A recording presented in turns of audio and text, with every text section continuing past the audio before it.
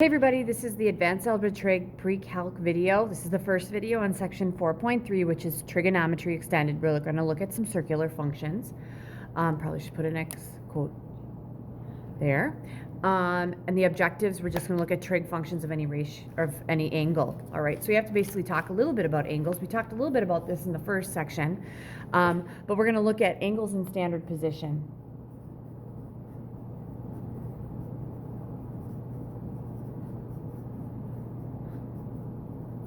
Okay, so an angle in standard position, we're going to put them on a coordinate plane, all right? All angles in standard position would have an initial side on the positive x-axis, all right? Then, so this is our initial side. Then there's another side to that angle, and it can actually land right on top of it. It really can. I think of it almost like a spinner. So it spins to the left or it spins to the right. It spins counterclockwise or clockwise. All right. If our terminal side would actually spin counterclockwise, that would be a positive angle. And if it would go clockwise, it is going to be a negative angle. All right. The other thing we're going to be able to say is where is the terminal side? Meaning, is it in this box, this, or is it going to be on one of the axes, like the positive y, positive x, or negative y? Well, if it's going in these boxes, these are what we call the quadrants. This is the first quadrant, the second quadrant, the third quadrant, and the fourth quadrant. Because we really don't have to be, we don't have to be like super specific on like 120 degrees. Well, 120 degrees would be 0, 90, 180. It'd be somewhere in here, right? All right, so we just have to make sure where they're in the correct quadrant. All right, so going from there, what we're going to do is we're going to look at what a coterminal angle is. Now, a coterminal angle, okay, so a coterminal angle is going to be an angle whose initial and terminal sides are the same. So these are angles whose initial and terminal sides are the same. All right, so for instance, they have to be the same. So we're going to find some coterminal angles.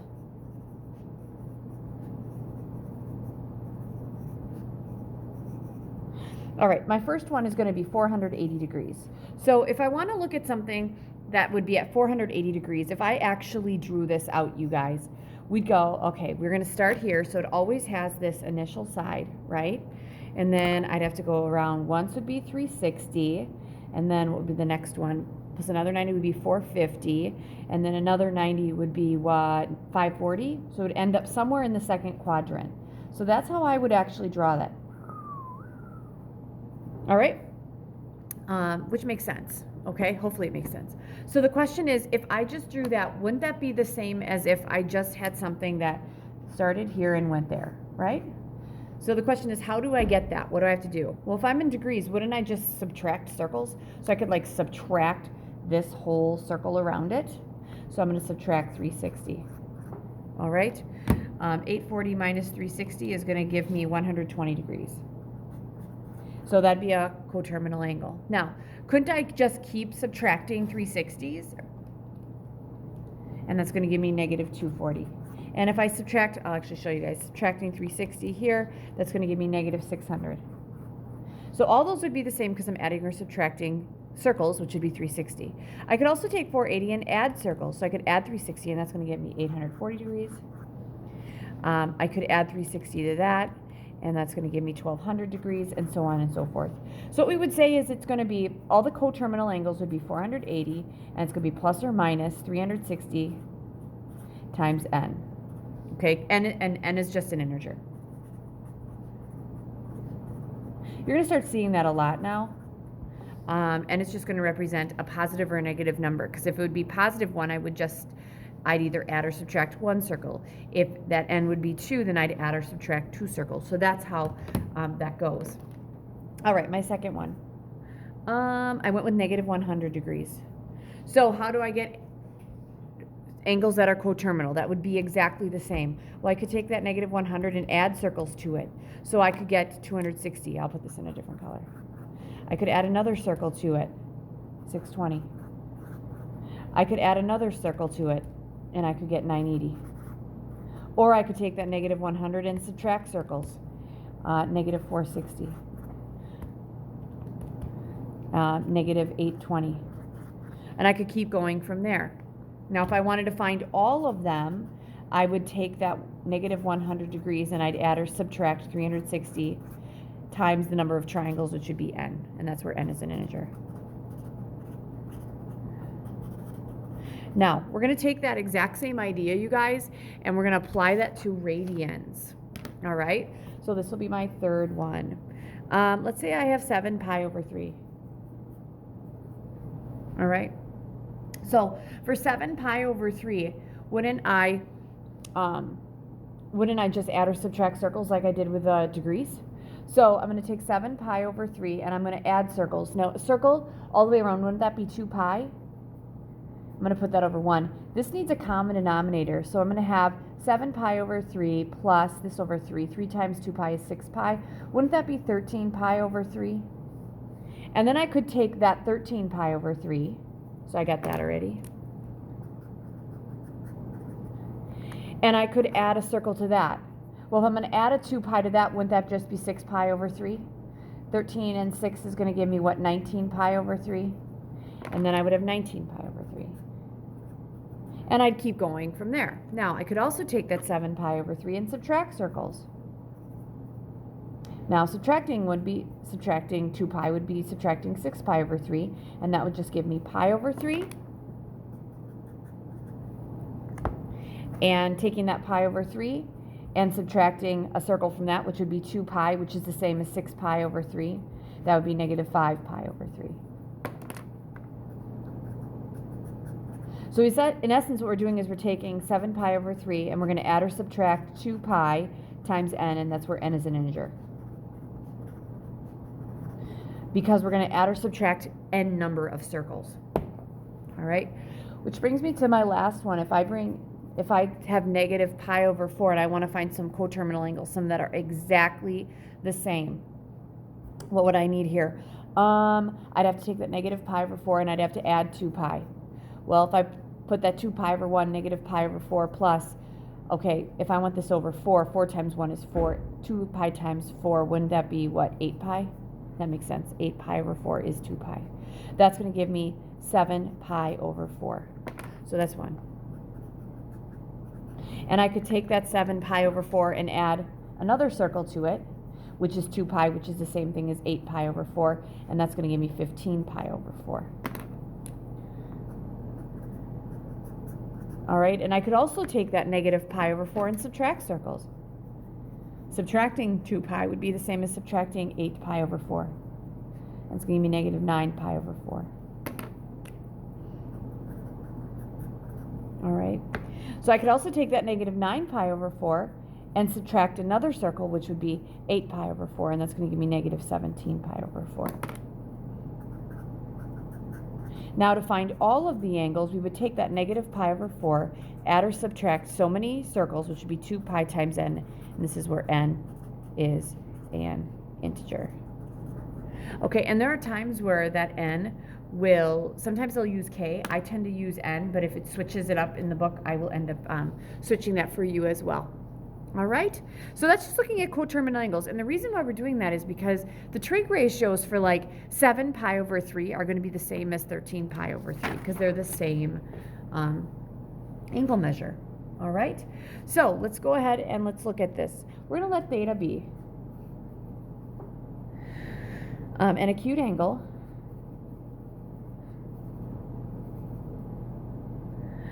in standard position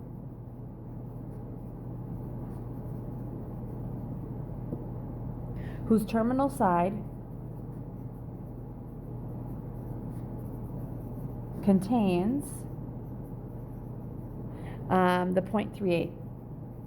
And we're going to find these. Okay, we're going to find the sine of theta, the cosine of theta, the tangent of theta, the cosecant of theta, the secant of theta, and the cotangent of theta. We're going to find all of those. All right? So we're going to find all of those. All right, so here's what we're going to do. Okay, I'm going to make a triangle. So my initial side should always be right here. Now the terminal side has to contain the point 3/8. 3/8 might be here. That's my terminal side, you guys. All right, so this is my angle. So wouldn't I say, okay, to the right 3 up 8, 3, 8, wouldn't that be a right triangle? So in order for me to find the sine of theta, which I'm going to put right here, that's my acute angle, I'd have to have opposite, which is 8, over my hypotenuse, which I don't know, and we're going to use the Pythagorean theorem. So 3 squared plus 8 squared needs to equal our hypotenuse squared, which would be x. So it's going to be 9 plus 64 equals x squared. 9 plus 64 is going to give me 73 equals x squared. Take the square root. X equals the square root of 73. All right? So opposite 8 over the hypotenuse would be square root of 73. Well, if I rationalize the denominator, wouldn't that be 8 square roots of 73 over 73? That's what I want. I do not want to use an irrational denominator. All right, the cosine. Cosine of theta is going to be adjacent, which is 3 over the hypotenuse, which is the square root of 73. Again, we have to rationalize the denominator by multiplying both by the square root of 73 over the square root of 73. The numerator is 3 times the square root of 73 over. The square root of 73 times the square root of 73 is the square root of 73 squared. The square root of 73 squared is 73. All right? And the tangent is going to be opposite over adjacent. Opposite is 8, adjacent is 3. All right? And then for the cosecant, we're going to flip. We're going to find the reciprocal of the sine. And I'm going to take the original one because I want to flip that square root over. Right? I want the square root on the top. I wouldn't want to flip this guy down because then I have to rationalize denominators, and that's a lot of work. Secant, let's flip the original cosine, the square root of 73 over 3. And the cotangent is just 3/8, and that's where we go. All right, so then the next question becomes, you guys, what if the angle is not less than 90 degrees? What if the angle is not in the first quadrant?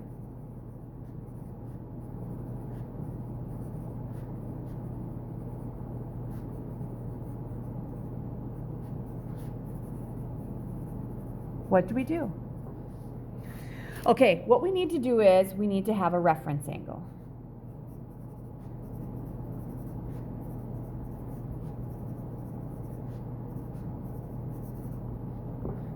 All right, and I'll do this in a different color. Okay, a reference angle, I'll just define it straight here. A reference angle is an acute angle.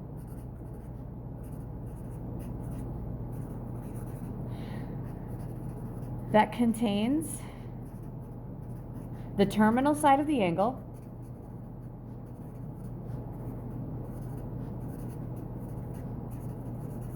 and part of the x-axis. All right?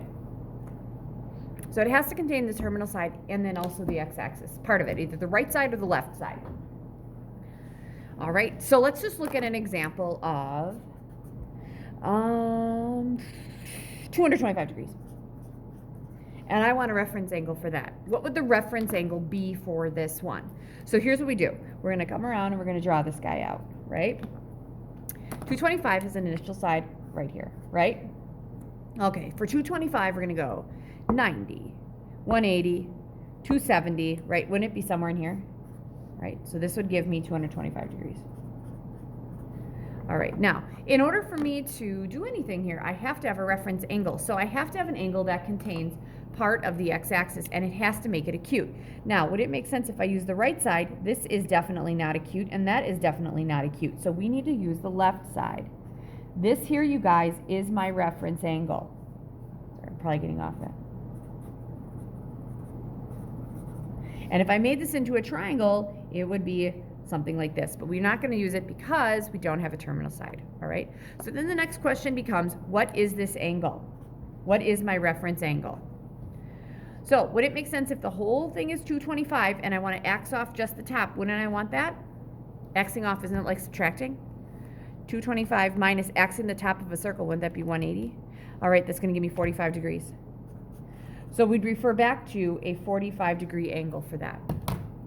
All right, and that's what we'd end up doing. We're going to refer to that, and then we'd go from there.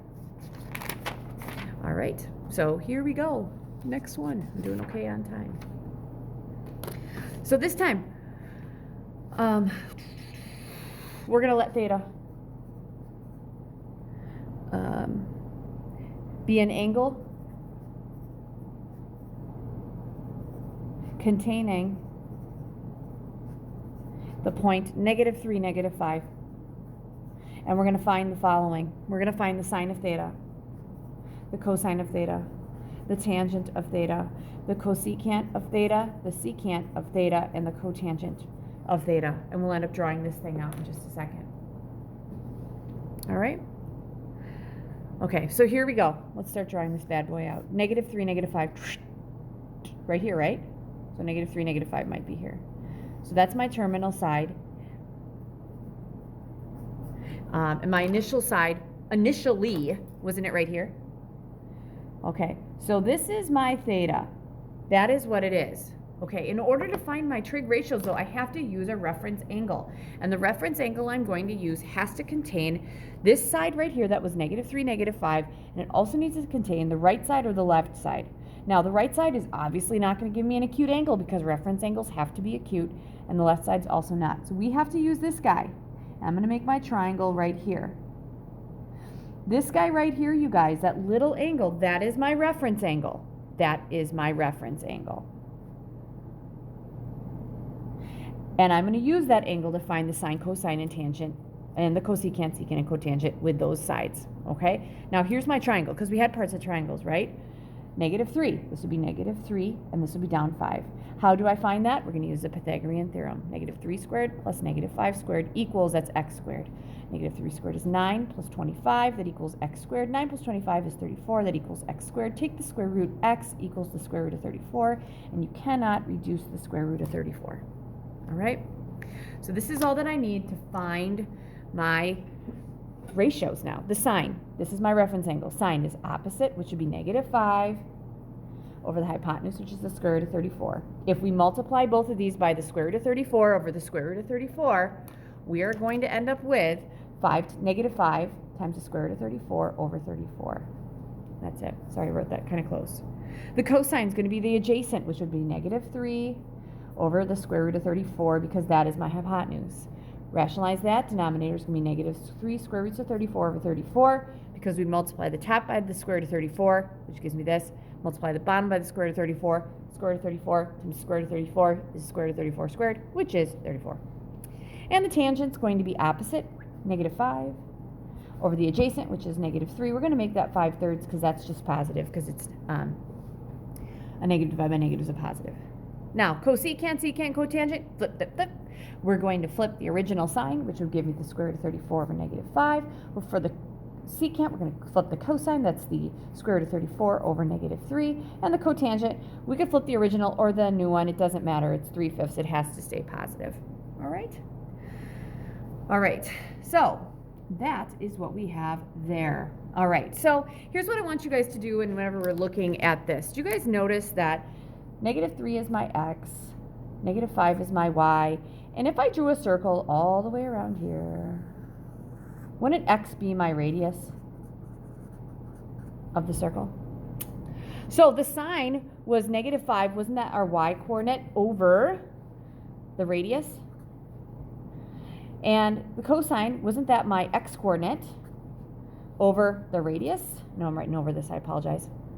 And wasn't the tangent -5, that was my y coordinate over the adjacent, which was my x coordinate.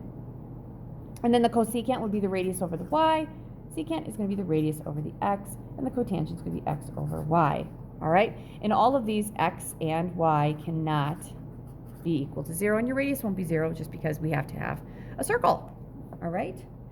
All right. So if I'm looking for the ratios for any angle, which I'll be honest with you,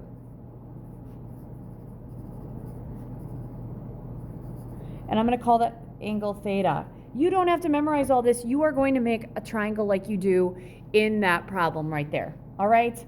But for any angle, the sine of any angle is the y coordinate over the radius.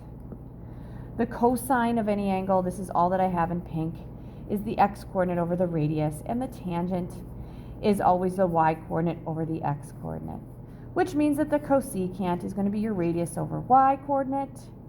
The secant of theta is going to be the radius over the x coordinate, and the cotangent of theta is going to be x coordinate over the y coordinate. All right. In this one, y cannot be 0, x cannot be 0 here, y can't be 0 here, and x can't be 0 there. Your radius, you have to have a radius, so you're always going to have a radius, so you don't have to worry about that. But your x's and y's can't be 0 because we cannot divide by 0. All right. So here we go. Let's look at this one. If the sine of theta equals -4/5 and theta is in the third quadrant, find the other ratios.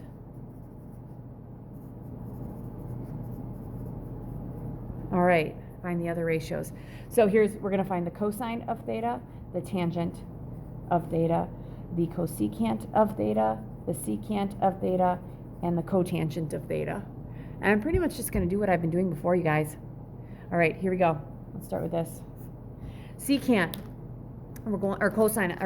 sine, we're going to make opposite over the hypotenuse, right? So that makes sense. So, and I also need to be in the third quadrant. I do like that. So I'm right here. Wouldn't my reference angle have to be this guy right here? You guys, we're in the same position as we were before. Okay, this is my reference angle right there. Sine, opposite, this would be -4, which makes sense, we're going down. Hypotenuse is 5. Then, how long is this side? I don't know. But I do know it's going to the left. It has to be negative. Okay, so I'm going to have x squared plus -4 squared equals 5 squared. X squared plus 16 equals 5 squared, or 25. Some of you may know when you subtract 16, you get x squared equals 9. Take the square root, x equals 3. This is a 3, 4, 5. And it's -3 because we're going to the left. So again, we're going to the left 3, down 4. All right, sine was opposite over hypotenuse. Cosine, and you can go back to all these too, you guys, with the x's and the y's and the r's. But I don't have to do that. I just draw triangles. Cosine is the adjacent, -3, over the hypotenuse, which is 5. And the tangent's opposite, which is -4, over the adjacent, which is -3. That's going to be 4/3. Cosecant, we're going to flip this guy and make this 5 over -4. Secant, we're going to flip the cosine, that's 5 over -3. And the cotangent, we're going to flip take the reciprocal of the tangent, that's 3/4, and there you go. All right, so that is that one. All right, but I don't memorize all the other stuff. I just go straight from there. Okay, so that's going to be the end of my first video. We're going to look at what the unit circle is next in the next video, but that is looking at trig ratios of any angle. Good luck.